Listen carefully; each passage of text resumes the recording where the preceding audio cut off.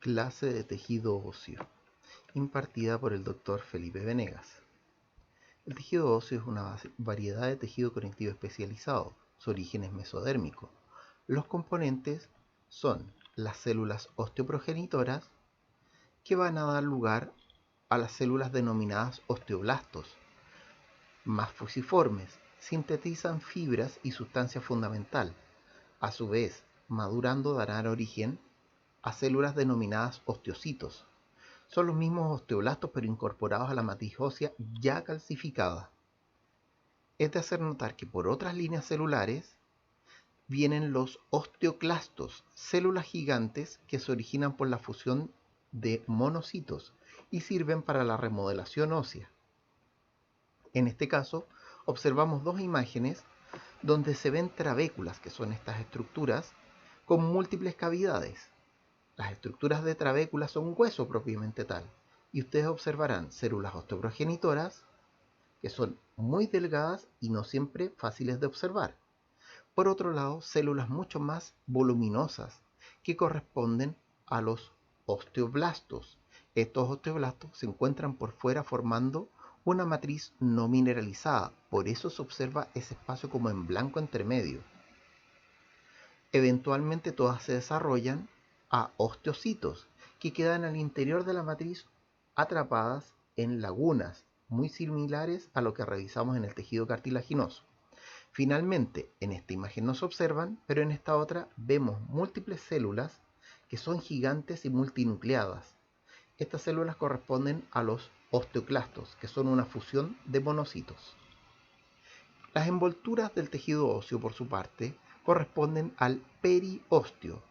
Tienen una porción externa que es fibrilar, que incluye tejido conjuntivo compacto como colágeno 1, y otra porción interna celular que implica células osteoprogenitoras y osteoblastos. El tejido óseo también presenta una envoltura interna que se llama endostio. Esta tiene una sola capa que es celular, sin embargo presenta tejido conjuntivo laxo muy difícil de observar y las células que son de rigor, osteoprogenitoras como osteoblastos. Otras estructuras presentes en los vasos sanguíneos son en los tejido óseo son los vasos sanguíneos y linfáticos, además de la presencia de nervios. Recuerden cualquier fractura, ¿cierto? Por otro lado, vemos la médula ósea, que presenta su versión de médula ósea roja como amarilla, es decir, hematopoyética como de reserva. Por otro lado, las funciones del tejido óseo corresponden principalmente a mecánicas, con protección del sistema nervioso central. ¿Alguna vez le han dicho cabeza dura? Soporte de todo el individuo y la unión en las inserciones musculares. Regula el metabolismo del calcio y fósforo en la sangre y almacenamiento de minerales. Tienen 1 kilo de calcio en el adulto. Es extremadamente mucho. La reparación se da en base a células osteoprogenitoras después de cualquier fractura y hematopoyético presente en médula ósea. Vemos también los tipos de tejido óseo. Hueso macroscópicamente lo podemos clasificar en compacto con un solo espacio medular, vemos acá una diáfisis, y esponjoso con trabéculas y espacios medulares. Los múltiples espacios medulares dando una apariencia de esponja se encuentran normalmente en las epífisis. La matriz ósea, por su parte, presenta dos componentes, la inorgánica, alrededor del 65%, con la presencia de fosfato de calcio. Este fosfato de calcio evoluciona a cristales de hidroxiapatita, principalmente para asociarse con el colágeno. Otros componentes están presentes acá, pero una desmineralización conserva la forma, pero hace tremendamente flexible al hueso, queda con una consistencia como de goma. Por otra parte, la matriz orgánica, que es la más disminuida del 35%, presenta fibras colágenas, GAGs, proteoglicanos, glicoproteínas y cialoproteína ósea. Si se extrae, la matriz se hace frágil y quebradiza. Entonces, recapitulando, la parte inorgánica va a dar la resistencia en base a minerales, o sea, una consistencia muy similar a lo que sería una escultura de yeso. Pero por otro lado, la parte orgánica va a dar la estructuración como de fibras o tejido, y ese tejido es muy flexible, por ende podría resistir fuerzas de torsión como de compresión. Por lo mismo que la unión entre ambos es vital que mantenga un equilibrio, y este equilibrio cuesta bastante obtenerlo. Por otro lado, la matriz extracelular va a estar en dos estados constantes. Por un lado, la mineralizada con los cristales de hidroxiapatita ya mencionados. Acá está la composición de estos cristales de hidroxiapatita y cómo se ordenan entre y alrededor de las fibras colágenas. Por otro lado, tenemos una parte que es la no mineralizada. Esta versión de la matriz extracelular se denomina osteoide, que implica la presencia de colágeno 1 como de glicoproteínas. Ambas estructuras se observan acá en un tono verdoso, rodeando a una trabécula y siendo asociadas a estas células que se llaman osteoblastos, que son las que están formando esta matriz no mineralizada. Esta es una tinción que es un tricrómico. El hueso según desarrollo. Vemos que tenemos la presencia de dos imágenes, una bastante homogénea que corresponde al tejido óseo inmaduro o no laminillar. Es el primer hueso que se forma en la vida fetal o durante la reparación ósea. Las fibras colágenas están desordenadas y tienen menor contenido mineral. Por otro lado, el tejido óseo maduro o laminillar implica la presencia de ostionas o sistemas de Havers. Las fibras colágenas se disponen paralelas formando laminillas, y aquí las observamos con la apariencia prácticamente de un CD, pero en realidad corresponden a un tubo dentro de otro. Para hacer un diagnóstico correcto, miren la matriz. Esta matriz se ve bastante homogénea, por ende quedamos todos satisfechos con decir que este es un tejido óseo inmaduro o no laminillar, es decir, en los jóvenes, ¿cierto?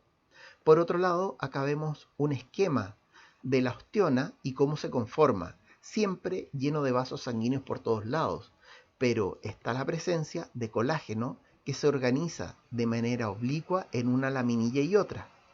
Acá observamos un corte transversal de estas laminillas, visto desde un extremo.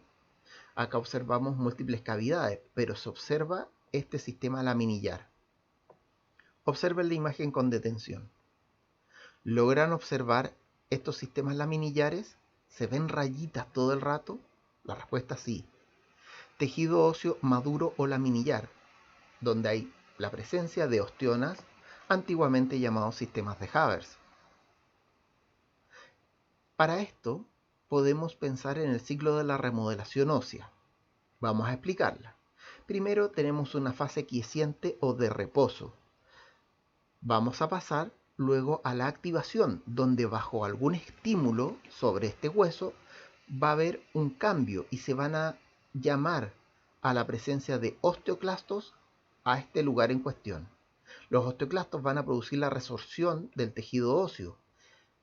Atención con la palabra. Resorción implica que desarman al hueso para dejarlo disponible en estado de moléculas separadas, ya sea hacia la sangre, ya sea a las células vecinas, que normalmente van a ser osteoblastos.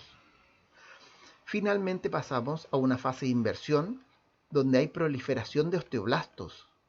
Pero, ojo, falta la fase de formación del hueso, donde vamos a tener una mineralización secundaria. Participa la fosfatasa alcalina y observamos esta estructura como con forma de media luna, lo cual nos da un indicio que ciertamente acá es donde se volverían a formar un hueso neoformado, pero con forma ya de osteona, es decir, un tubo dentro de otro. Y acá vemos el hueso con su mineralización secundaria completa.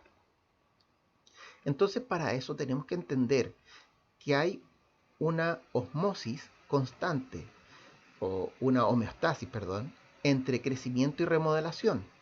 Por un lado, vamos a tener fuerzas donde vamos a tener el peso del individuo respecto de su crecimiento.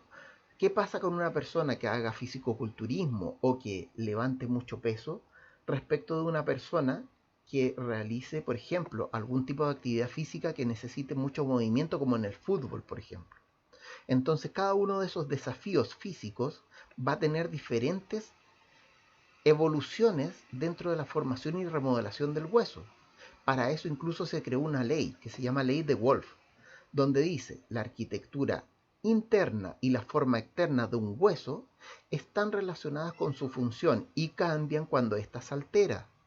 Entonces, para que entendamos bien, nosotros vamos a estar constantemente modificando las necesidades respecto de nuestro tejido óseo en base a crear desafíos. Pero durante etapas juveniles también tenemos que indexar la suerte de crecimiento en longitud en los huesos largos, por ejemplo. Acá vamos a observar un detalle no menor. Por un lado observamos los osteoblastos y vemos cómo queda ese espacio más claro. ¿Por qué? Porque lo que se tiñe acá es el calcio que queda de un tono acidófilo. Sin embargo, esos sectores no pigmentados corresponden a la matriz osteoide, ¿se acuerdan?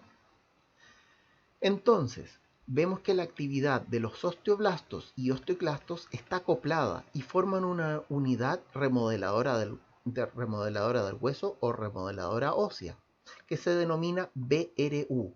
Acá están los osteoblastos presentes y se asocian rápidamente a la presencia de los osteoclastos. Por otro lado, el osteocito, para mantener el hueso, lo imaginamos dentro de una osteona. Hacemos un acercamiento y vamos a observar que son células globosas con proyecciones. Las observamos acá, como en esta imagen también de microscopio electrónico, en este caso de transmisión y en este caso de barrido. Observamos estas prolongaciones citoplasmáticas que se injertan dentro de estos pequeños canalículos que quedan a todo nivel en el hueso. Acá vemos una imagen donde vemos estas dos proyecciones citoplasmáticas de células diferentes que se unen manteniendo conexiones.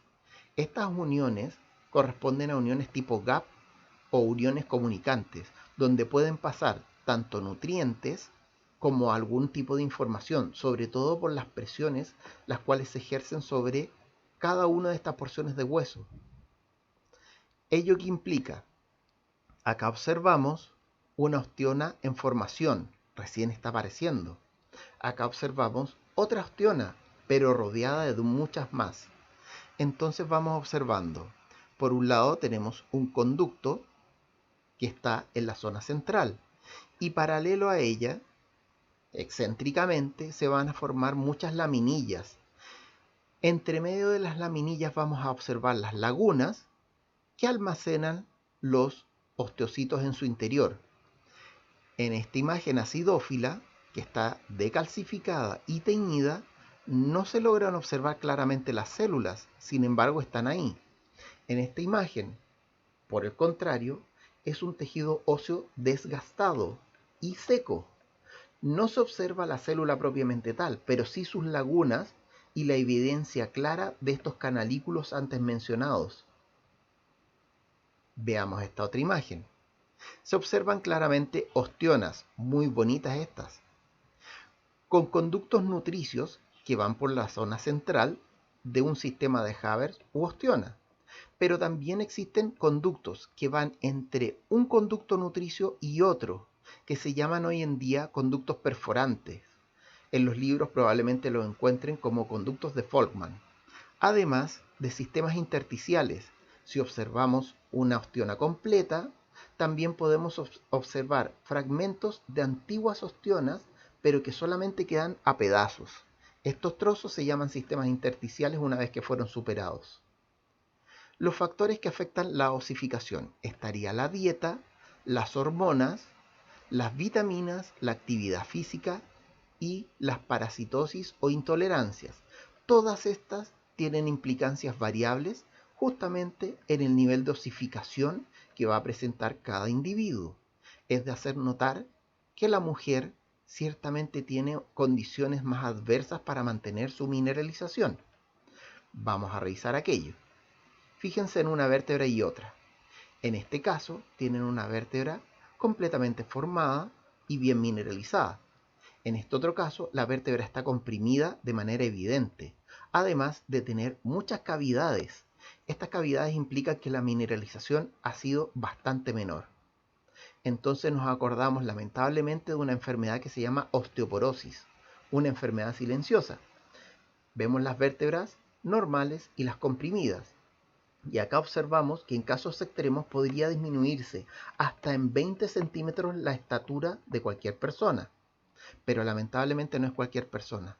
Observemos estas estadísticas donde vemos que hipotéticamente una persona llegando a los 100 años podría bajar, en el caso de una mujer, hasta 20 centímetros de estatura. En el caso de los hombres no es igual, ya que mantenemos la testosterona hasta los últimos momentos. Acá el punto crítico es justamente las hormonas femeninas, que cesan en la edad adulta y por ende se pierden los sistemas protectivos de mantener el calcio en nuestro organismo. Así que, señorita, sobre todo, a nutrirse bien. Muchas gracias por su atención.